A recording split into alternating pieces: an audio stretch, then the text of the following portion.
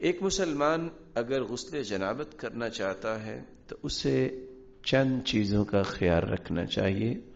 سب سے پہلی بات، رسول اللہ صلی اللہ علیہ وسلم کی حدیث کی روشنی میں، جو حدیث سیدنا انس رضی اللہ تعالی عنہ سے مروی ہے اور جامع الترمذی میں حدیث کا نمبر ہے 5 اور 6، اور سنن ابن ماجہ میں 296 نمبر روایت ہے. كان النبي صلى الله عليه وسلم إذا دخل الخلاء قال اللهم إني أعوذ بك من الخبث والخبائث. آج کل کے سسٹمز کو سامنے رکھتے ہوئے واش روم میں جانا، باتھ روم میں جانے کے لیے انسان کو یہ دعا پڑھ کے ہی داخل ہونا چاہیے، تاکہ کسی قسم کی شیطانی وسوسوں اور شیطانی شرور سے اللہ تعالیٰ اس کی حفاظت فرمائے.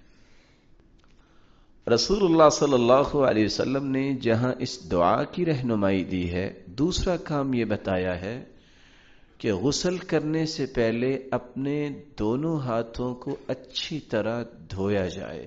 سیدہ عائشہ رضی اللہ تعالی عنہا صحیح بخاری کی 248 نمبر روایت ہے، بیان کرتی ہیں ان النبی صلی اللہ علیہ وسلم كان اذا اغتسل من الجنابة بدأ فغسل يديه.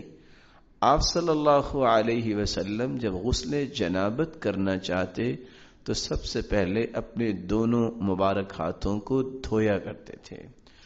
اور دوسری روایت کے الفاظ ہیں، یہ روایت صحیح مسلم میں بھی موجود ہے 718 نمبر پہ، اور سنن ابی داود میں بھی 243 نمبر پہ موجود ہے. سیدہ میمونہ رضی اللہ تعالی عنہا جو آپ کی زوجہ مطہرہ ہیں، وہ بیان کرتی ہیں، جو صحیح بخاری کی 275 نمبر روایت ہے، کہ آپ جب دونوں ہاتھوں کو دھوتے تو اس وقت آپ کا انداز یہ ہوتا ثم صب بیمینہ علی شمالی، دائیں ہاتھ سے پانی لے کے بائیں ہاتھ پہ ڈالتے اور پھر اپنے دونوں ہاتھوں کو اچھی طرح دھو لیا کرتے تھے. پھر اس کی مزید تفصیل بیان کرتے ہوئے خود سیدہ میمونہ رضی اللہ تعالی عنہ بیان کرتی ہیں کہ آپ ایک مرتبہ دھوتے یا 2 مرتبہ دھوتے یا 3 مرتبہ دھوتے. فرماتی ہیں فغسل یدہ مرتین او ثلاثا. رسول اللہ صلی اللہ علیہ وسلم دعا پڑھنے کے بعد جو رہنمائی دے رہے ہیں کہ دونوں ہاتھوں کو دھویا جائے 2 مرتبہ یا 3 مرتبہ، یہ صحیح بخاری کی 275 نمبر روایت ہے. تیسرا کام غسل جنابت میں، ان اللہ لا یستحی من الحق، اللہ تعالی حق کو بیان کرنے سے حیا نہیں کرتے. سیدہ میمونہ رضی اللہ تعالی عنہ بیان کرتی ہیں، اور صحیح بخاری کی 249 نمبر روایت اور صحیح مسلم کی 718 نمبر روایت اور جامع ترمذی میں 104 نمبر اور سنن ابی داود میں 243 نمبر اور سنن النسائی میں 416 نمبر اور سنن ابن ماجہ میں 573 نمبر یہ روایت ہے. وغسل فرجہ وما اصابہ من الاذى، اپنے پہلے ہاتھوں کو دھونے کے بعد پھر استنجا کیا جائے، اور جہاں بھی جسم پہ کوئی علائش یا نجاست لگ گئی ہے تو وہاں سے اس کو دھو دیا جائے. چوتھا کام جو رسول اللہ صلی اللہ علیہ وسلم نے سمجھایا ہے، اپنے ہاتھوں کو دوبارہ سے مٹی پہ رگڑ کر صاف کرنا استنجا کے بعد. سیدہ میمونہ رضی اللہ تعالی عنہا ہی روایت کرتی ہیں، اور یہ روایت صحیح بخاری کی 265 نمبر اور صحیح مسلم کی 722 نمبر اور جامع ترمذی میں 573 نمبر اور سنن ابی داود میں 245 نمبر اور سنن النسائی میں 417 نمبر پہ ہے کہ ثم دلک یدہ فی الارض، آپ نے پھر اپنے ہاتھوں کو زمین پہ اچھی طرح رگڑا. اور دوسری روایت میں الفاظ یہ ہے ثم دلک یدہ بالارض او بالحائط، آپ نے پھر اپنے بائیں ہاتھ کو یا تو زمین پہ رگڑا، اس وقت دیواریں بھی مٹی کی ہوتی تھی، تو آپ نے مٹی کی دیوار جو تھی اس دیوار کے ساتھ جو ہے اپنے ہاتھ کو رگڑا۔ پانچواں کام، دوبارہ رگڑنے کے بعد پھر ہاتھوں کو دھویا جائے۔ رسول اللہ صلی اللہ علیہ وسلم کی زوجہ مطہرہ سیدہ میمونہ رضی اللہ تعالی عنہا ہی بیان کرتے ہیں، صحیح بخاری کی 275 نمبر روایت ہے، صحیح مسلم کی 245 نمبر، اور سنن ابی داود کی بھی 245 نمبر روایت ہے، سنن نسائی کی 417 نمبر روایت ہے۔ فضرب بيده الارض فمسحها ثم غسلها، آپ نے جب اپنے ہاتھوں کو زمین پہ رگڑا اس کے بعد پھر ہاتھوں کو دھویا۔ رسول اللہ صلی اللہ علیہ وسلم نے چھٹی رہنمائی یہ دی ہے کہ دوبارہ دونوں ہاتھوں کو دھونے کے بعد مناسب پانی استعمال کیا جائے اور غسل کرنے میں بھی پانی کا اسراف نہ کیا جائے۔ سیدنا انس رضی اللہ تعالی عنہ روایت کرنے والے ہیں، اور یہ روایت صحیح بخاری کی 251 نمبر روایت ہے۔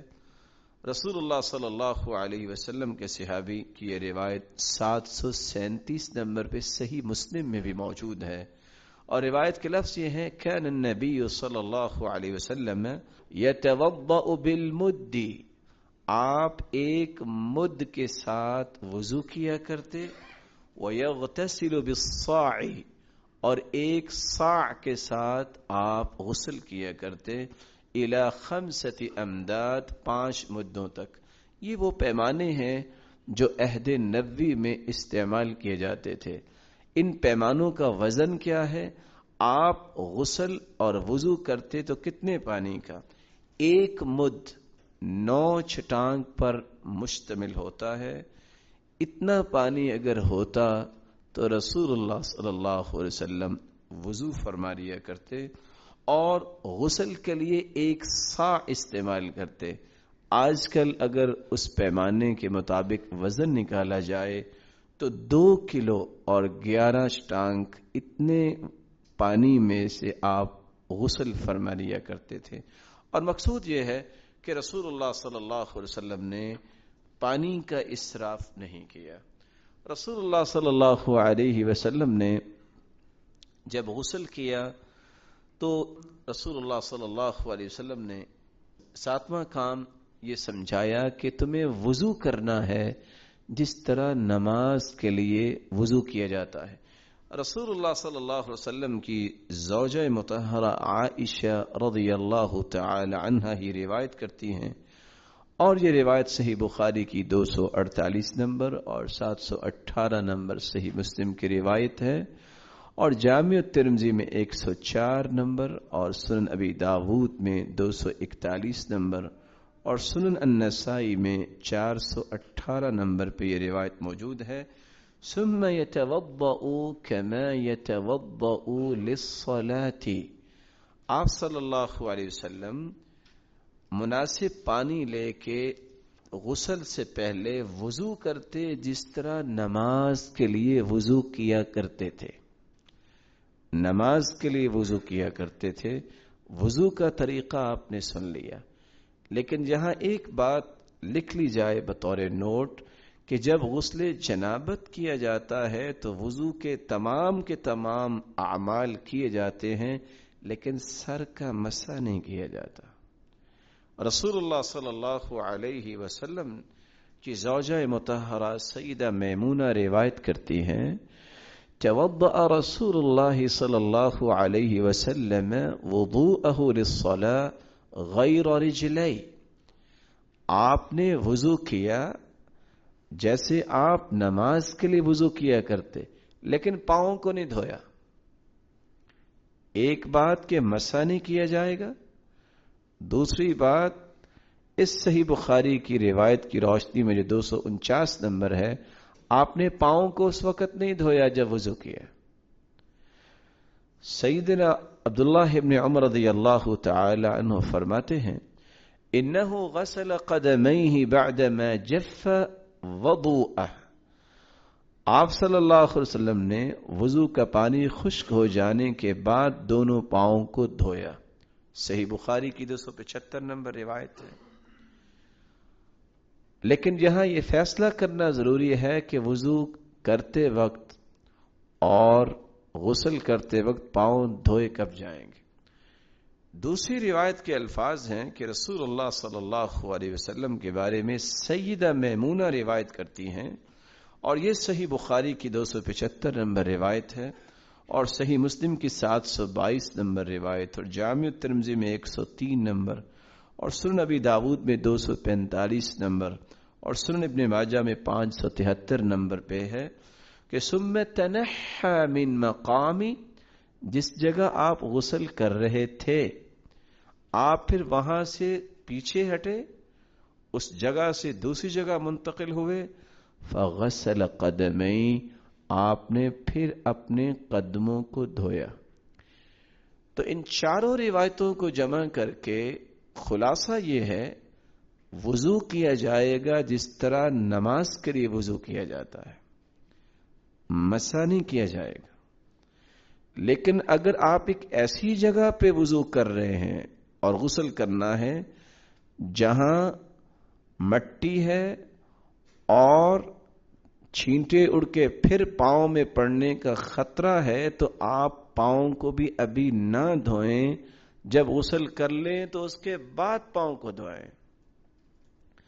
اور اگر آج کل کے جیسے سسٹم ہے کہ انتہائی نظافت کے ساتھ سسٹم کو ترتیب دیا گیا ہے اور چھینٹے پڑنے کا کوئی مسئلہ نہیں ہے، تو پھر پہلے سے ہی اپنے پاؤں کو دھو لیا جا سکتا ہے.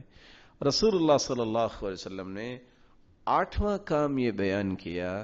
سیدہ عائشہ بیان کرتی ہیں ثم يدخل اصابعه في الماء، آپ نے اپنے دونوں ہاتھوں کی انگلیاں پانی میں داخل کی. صحیح بخاری کی 248 نمبر روایت ہے. اور 9واں کام یہ کیا، پانی کے ساتھ اپنے ہاتھوں کو گیلا کرنے کے بعد بالوں کی جڑوں میں پانی کو داخل کیا، دونوں ہاتھوں کو اسی طرح اپنے بالوں میں لے گئے، بالوں کی جڑوں تک پانی پہنچانے کے لیے. سیدہ عائشہ رضی اللہ تعالی عنہ روایت کرتی ہیں، یہ صحیح مسلم کی 718 نمبر اور صحیح بخاری کی 248 نمبر روایت ہے. فَيُخَلِّلُ بِهَا أُصُولَ الشَّعْرِ، پھر آپ صلی اللہ علیہ وسلم نے بالوں کی جڑوں میں اچھی طرح خلال کیا. اور دوسری روایت کے الفاظ یہ ہے ثم تخلل بيده شعره، پھر آپ نے اپنے ہاتھوں سے بالوں کا خلال کیا. کب تک؟ حتى اذا ظن انه قد اروى بشرته، جب تک کہ سر کی جلد کو تر نہیں کر لیا. ثم افاض عليه الماء 3 مرات، پھر آپ نے 3 مرتبہ اپنے سر مبارک پر پانی کو بہایا. 10واں کام، ہم یہ کام اس لیے ترتیب سے اور نکات کی شکل میں پیش کر رہے ہیں تاکہ کوئی چیز فوت نہ ہو جائے اور یاد کرنے میں بھی آسانی ہو. پھر رسول اللہ صلی اللہ علیہ وسلم نے 3 چلو پانی کے اپنے سر مبارک پہ ڈالے. سیدہ عائشہ رضی اللہ تعالی عنہ، صحیح بخاری کی 248 نمبر روایت اور صحیح مسلم کی 718 نمبر اور سنن نبی داود کی 242 نمبر اور سنن النسائی کی 418 نمبر روایت ہے، اور سنن ابن ماجہ میں 574 نمبر یہ روایت ہے. ثم يصب على رأسه 3 غرف بيده، پھر آپ نے 3 چلو پانی اپنے سر پہ بہائے. 11واں کام، جسم کے دائیں اور پھر بائیں جانب پانی بہانا. کس انداز سے؟ سیدہ عائشہ رضی اللہ تعالی عنہ بیان کرتی ہیں کہ آپ نے جب 3 چلو اپنے سر مبارک پہ پانی بہایا، پھر ثم تأخذ بيدها على شقها الأيمن وبيدها الأخرى على شقها الأيسر، آپ نے پانی لے کر دائیں جانب بہاتے اور دوسرے ہاتھ سے پانی لے کر بائیں جانب یعنی اپنے دائیں کندھے پہ اور بائیں کندھے پہ آپ نے پانی کو بہایا. یہ صحیح بخاری کی 277 نمبر روایت ہے اور صحیح مسلم کی 729 نمبر روایت ہے، اور سنن ابن ماجہ میں بھی 243 نمبر پہ یہ روایت موجود ہے. رسول اللہ صلی اللہ علیہ وسلم نے 12واں کام جو کیا، آپ نے اپنے کندھے کے دائیں جانب، دائیں کندھے اور بائیں کندھے پہ پانی بہانے کے بعد مکمل جسم پر پانی بہایا. سیدہ عائشہ رضی اللہ تعالی عنہا بیان کرتی ہیں ثم يفيض الماء على جلده كله.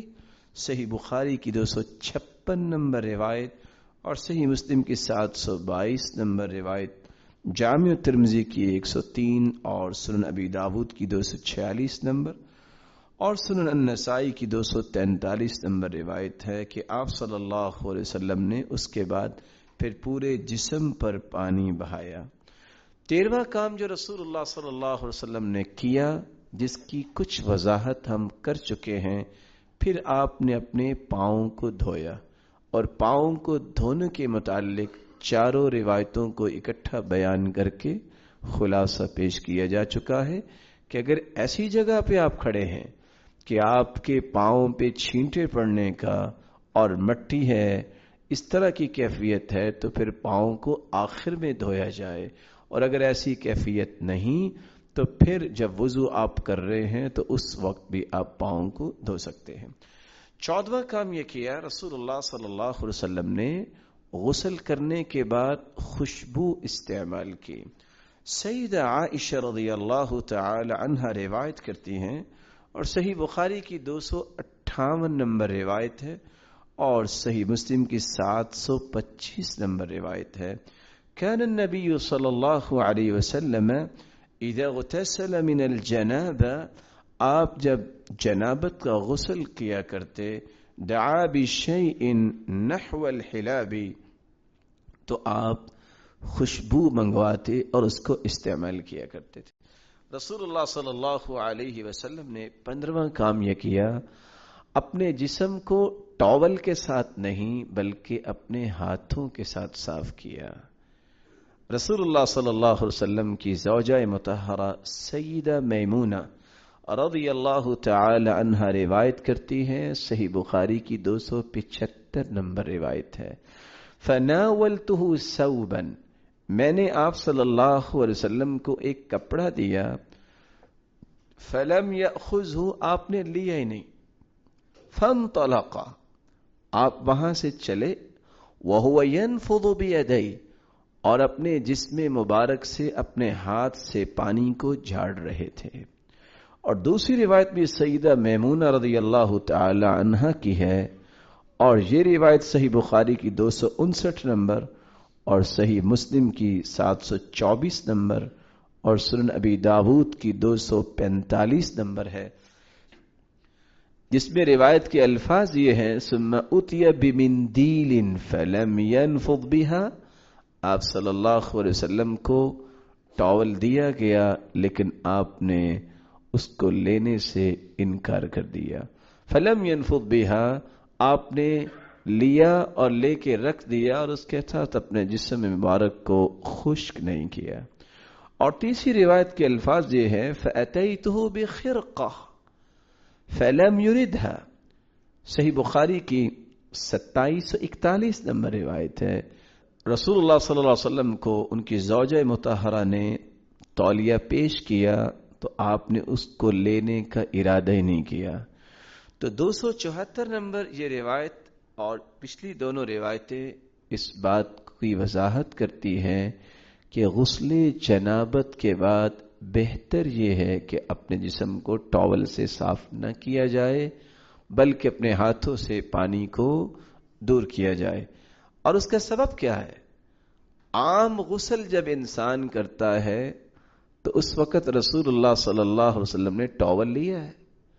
وضو جب کیا ہے تو وہاں بھی آپ کو زوجہ مطہرہ نے تولیہ پیش کیا تو آپ نے اعضائے وضو کو اچھی طرح اس ٹاول سے صاف کیا ہے.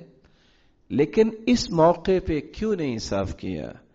آج ڈاکٹرز کی رپورٹ بھی یہی بتاتی ہے، جو کائنات کے سب سے بڑے طبیب نے 1400 سال پہلے امت کو سمجھا دیا کہ ایسی کیفیت میں اللہ رب العزت کا جو نظام ہے پانی ایک بہت بڑی طاقت ہے. انسان کے جسم میں کسی قسم کا تناؤ یا کسی قسم کی کمی یا کسی قسم کا جو نقص واقع ہو سکتا ہے یا انسان کی طاقت یا انرجی ویسٹ ہوتی ہے، پانی جب تک جسم پہ رہے گا فوری طور پہ اس کمی کو پورا کرنا، یہ اللہ تعالیٰ نے پانی میں طاقت رکھی ہے. اس لیے غسل جنابت کے بعد آپ نے تولیہ استعمال نہیں کیا. عام غسل میں اور وضو میں آپ صلی اللہ علیہ وسلم نے ٹاول کو استعمال کیا. 16واں کام، غسل سے فارغ ہو کر یہ دعا پڑھنی چاہیے جو رسول اللہ صلی اللہ علیہ وسلم پڑھا کرتے تھے. چونکہ آپ نے وضو بھی کیا اور پھر اس کے بعد غسل کیا.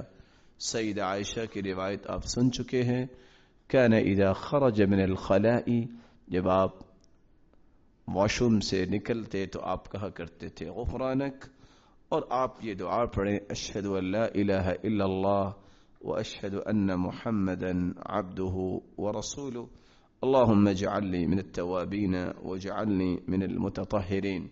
رسول اللہ صلی اللہ علیہ وسلم کا طریقہ مبارک یہ تھا کہ آپ جب غسل کرتے اور اس سے پہلے وضو کرتے تو پھر غسل کے بعد وضو نہ کرتے، اسی غسل کے ساتھ جس سے پہلے وضو کیا ہے پھر غسل کیا، اسی وضو کے ساتھ آپ نماز پڑھا کرتے تھے.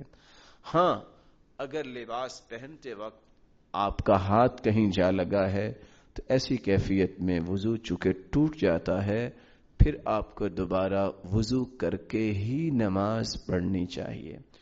رسول اللہ صلی اللہ علیہ وسلم کے فرامین میں سے ایک فرمان جو تعلق رکھتا ہے اس وقت مرد اور عورت کے ساتھ، اگر مرد غسل کرتا ہے تو اس کو اپنے سر پہ پانی ڈالنا ہے. کیا عورت اگر غسل کرتی ہے تو اس کو اپنے سر کے سارے بالوں کو کھولنا چاہیے کہ نہیں کھولنا چاہیے؟ 2 روایتیں اس بات کا فیصلہ کرتی ہیں. رسول اللہ صلی اللہ علیہ وسلم کا فرمان ہے، ثوبان رضی اللہ تعالی عنہ روایت کرتے ہیں، اور یہ روایت 249 نمبر صحیح ابی داود کی روایت ہے اور 616 نمبر صحیح الجامع کی شرح السراج المنیر کی روایت ہے.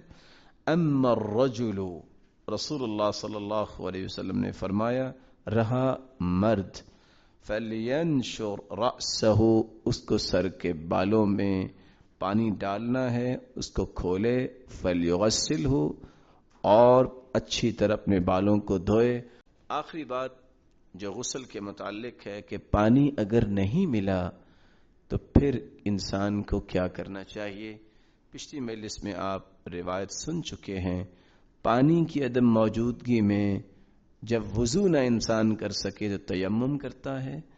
اسی طرح غسل کرنا چاہتا ہے، پانی نہیں ملا تو غسل کی جگہ بھی وہ تیمم کر کے نماز پڑھ سکتا ہے. رسول اللہ صلی اللہ علیہ وسلم کے صحابی عمران بن حسین الخزاعی بیان کرتے ہیں، اور یہ روایت 348 نمبر پہ ہے صحیح بخاری میں، ان رسول اللہ صلی اللہ علیہ وسلم رأى رجلا معتزلا، آپ صلی اللہ علیہ وسلم نے ایک آدمی کو دیکھا کہ وہ صحابہ سے الگ ہو کے بیٹھا ہے اور اس نے نماز نہیں پڑھی. فقال یا فلان ما منعك ان تصلي في القوم، آپ نے صحابہ کے ساتھ نماز کیوں نہیں پڑھی؟ فقال یا رسول اللہ اصابتنی جنابہ، سرتاج رسول میں جنبی ہو گیا تھا، ولا ماء، پانی نہیں ملا. قال علیک بالصعید فانہ یکفیک، اگر پانی نہیں ملا تھا تو تم مٹی سے تیمم کر لیتے اور تجھے کافی ہو جاتا. نماز کو لیٹ کرنے کا کیا معنی، اور تیمم کرو اور نماز پڑھ لو. تو رسول اللہ صلی اللہ علیہ وسلم کے اس فرمان سے پتہ چلتا ہے کہ اگر وضو کرتے وقت پانی نہیں ملا تو تیمم ہو سکتا ہے، تو غسل کرتے وقت بھی پانی نہیں ہے تو تیمم کر کے انسان نماز پڑھ لے. رسول اللہ صلی اللہ علیہ وسلم نے تیمم کا جو طریقہ بیان کیا ہے وہ آپ نے پچھلی مجلس میں حدیث بھی پڑھی اور اس کی تفصیلات بھی کچھ سنی تھی. اللہ رب العزت ہمیں عمل کی توفیق عطا فرمائے اور شریعت کے ان پہلوؤں کو سمجھنے کی توفیق عطا فرمائے. Islamic Research Center.